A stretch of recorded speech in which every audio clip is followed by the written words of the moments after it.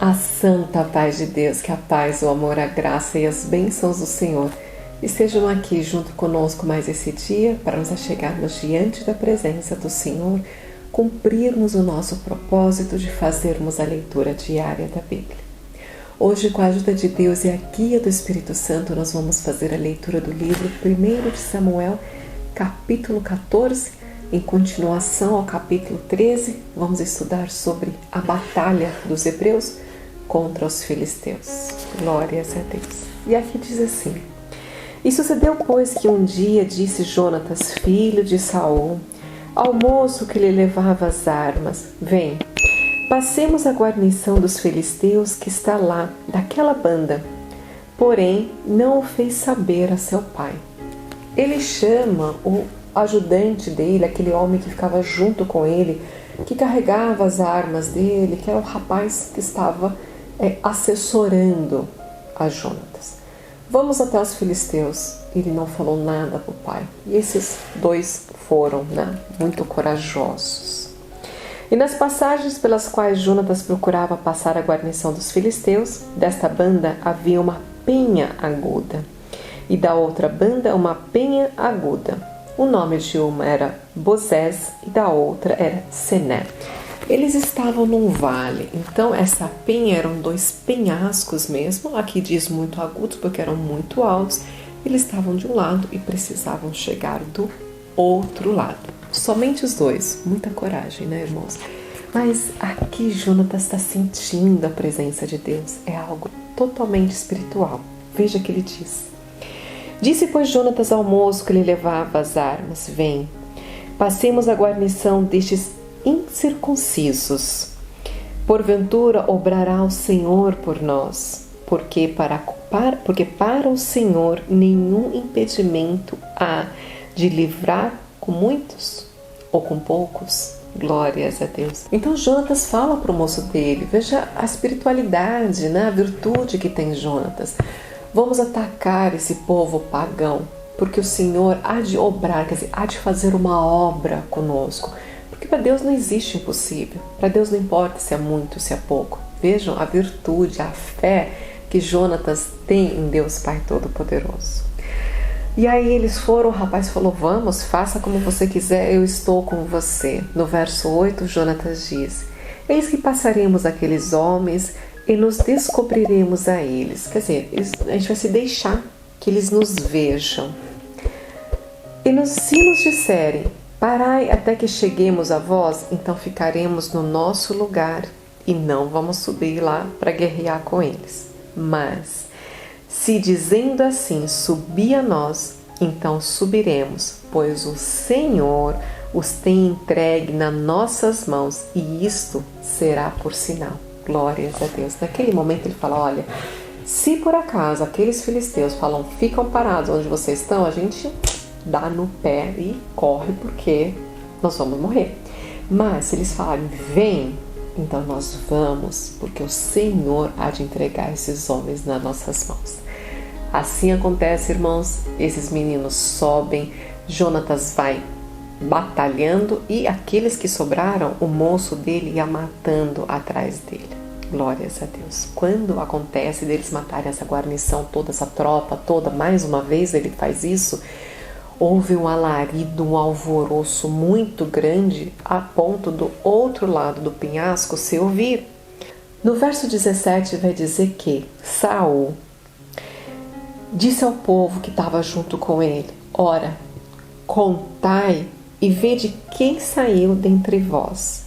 E eles fizeram toda a contagem daqueles homens. Então eles disseram: Nem Jonatas e nem seu pajem está aqui. Saul, quando ouve todo aquele barulho no meio dos filisteus, ele fala: Alguém de nós subiu esses filisteus. Quem está faltando aqui no nosso exército? E descobre que é o próprio filho dele que está faltando.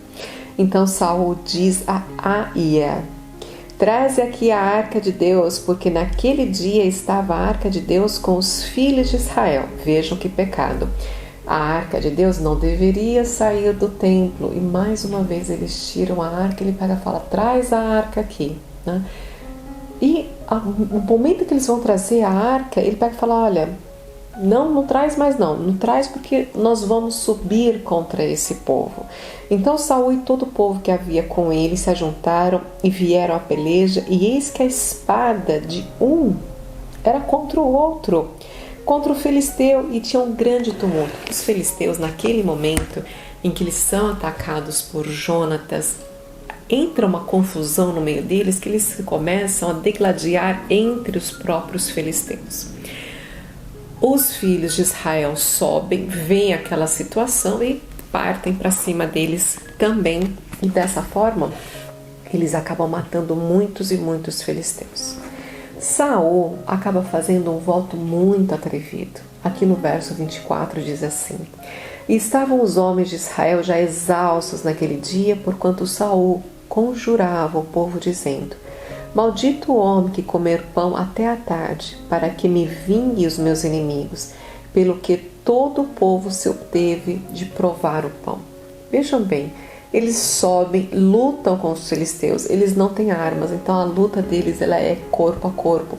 Esses homens já estão exaustos, esses homens estão cansados, mas Saul faz de forma inconsequente um voto falando que ninguém comeria até que eles tivessem vencido totalmente os filisteus. Porém, Jonatas, o filho dele, não está naquele momento em que ele faz esse voto ao Senhor. E voltando, ele acaba passando por um campo. Esse campo tem muitas árvores. Nessas árvores tem muitas colmeias de abelha.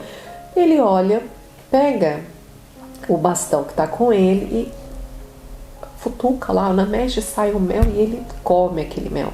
Aqui, inclusive, diz que aclarearam-se os seus olhos, porque o mel trouxe para ele, saciedade, ele comeu, ele ali se fartou e ele se alegrou comendo aquele mel.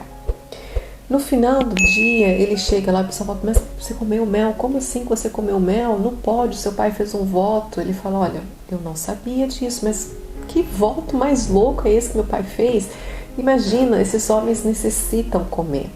E realmente, quando acaba esse dia, o que esses homens fazem? Eles se lançam ao despojo. Despojo é aquelas coisas que eles acabam tomando, dos inimigos.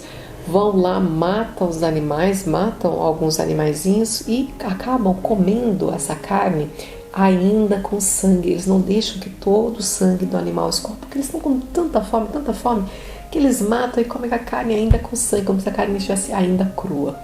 Alguns vão lá e contam para Saul o que o povo fez. Saul fala: Não, isso não pode, que pecado é esse? Tragam aqui os animais e nós vamos fazer um holocausto. Ele ergue um altar, faz uma oferta e ali ele chama esse povo para que esse povo também possa estar comendo.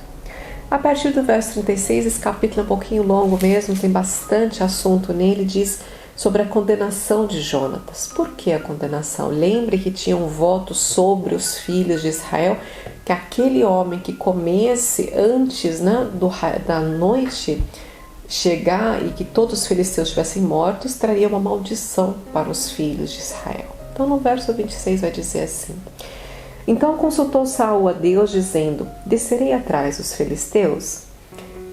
Entregá-lo-eis nas mãos de Israel? Porém, o Senhor não respondeu absolutamente nada. Ele queria saber se ele realmente podia descer naquela mesma noite pelejar contra os filisteus, se eles ganhariam aquela batalha. Mas quando houve o silêncio do Senhor, então Saul vem e fala: Chegai-vos para cá, todos os chefes dos povos, e informai-os, e vede em quem se cometeu hoje este pecado. Naquele momento que houve o silêncio de Deus, Saul entendeu que o povo havia pecado e que Deus não ia falar com eles. E ele manda chamar todo o povo. E aí o que eles fazem? Ele manda separar o povo. Fica o povo de um lado, ele e Jonatas do outro lado. Então ele consulta para ver quem pecou. O povo pecou ou ele e Jonatas pecaram? E o pecado recai sobre eles. Mais uma vez, Saul faz a distinção. Quem pecou? Que eu quero saber a resposta. Que aquele que pecou vai morrer. Se fosse do povo, e ele diz: se for o meu filho também vai morrer. E quando ele pergunta é apontado o filho dele, porque o filho dele havia comido mel, mesmo sem saber do voto do pai. Ele manda matar o próprio filho. Nesse momento, o povo todo se levanta e diz não. Não, porque Jonatas pecou sem saber, pecou por ignorância. Lembra daquele pecado por ignorância, quando a pessoa não sabe que ela está pecando? Ele pecou por ignorância, porque ele não sabia do voto do pai. Ele não pecou intencionalmente contra o Senhor. Ele viu o favo de mel e comeu. E o povo fala, não, nós vencemos a batalha porque Jonatas é um homem corajoso e foi adiante de nós.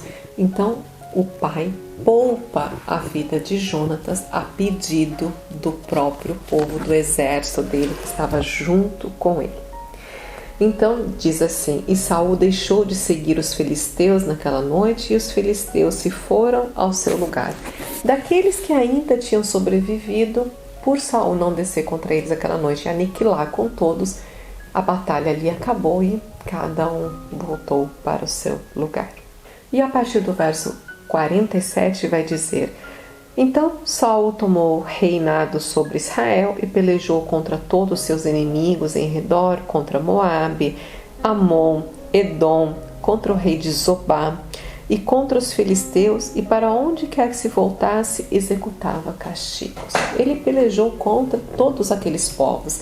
E olham, irmãos, que coisa interessante. Quando os filhos de Israel atravessam o rio Jordão e eles vão conquistar as terras de Canaã, era ordem de Deus, matem a todos, homens, mulheres, jovens, idosos, inclusive os animais.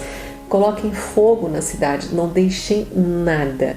Mas os filhos de Israel foram deixando. E olha quantos problemas e quantas guerras e quantas pelejas e quantos sofrimentos eles estão vivendo até esse tempo porque não obedeceram à palavra de Deus. Aqui depois vai falar sobre a descendência, dos filhos de Saul, os 3 filhos homens, as 2 filhas, a esposa, vai falar sobre a família dele.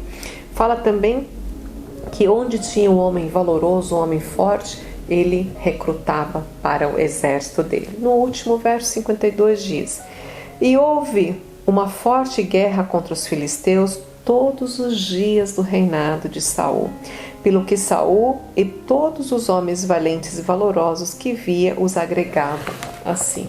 Glórias a Deus. Aqui termina o capítulo 14, mesmo sendo em apenas 600 homens, contra um número de falava que é o tamanho da areia do mar. Então imagina quantos homens filisteus não se tinha ali, e o Senhor entregou todos na mão dos filhos de Israel, na mão dos hebreus, porque o Senhor estava com eles. Apesar de tantos pecados de Saul, Deus amava a alma de Jonatas, porque Jonatas era um homem virtuoso.